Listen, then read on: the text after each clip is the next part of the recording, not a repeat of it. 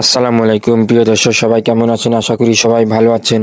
আজকে আমাদের সেই ঐতিহ্য মতলব সরকারি কলেজ মসজিদে একটা ছোট্ট একটা কাজ শেয়ার করতে চাই আপনাদের মাঝে।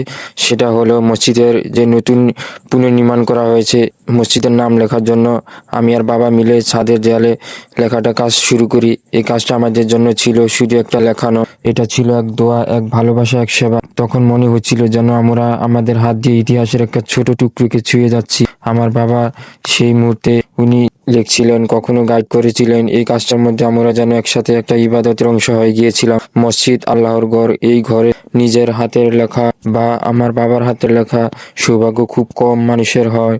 আমি বাবার সাথে হেল্প করেছিলাম আর আমি এই সৌভাগ্য পেয়েছি আমার বাবার সঙ্গে। এটা আমার জীবনের অন্যতম শ্রেষ্ঠ অর্জন। যারা আমাদের জন্য দোয়া করবেন তাদের জন্য কৃতজ্ঞ থাকব। আর যারা মসজিদে এসে ছাদের দিকে তাকাবেন তারা যেন এই নামের মাঝে আমাদের ভালোবাসা ও নিঃস্বার্থ নিবেদনটুকু অনুভব করতে পারেন। এটাই আমাদের চাওয়া।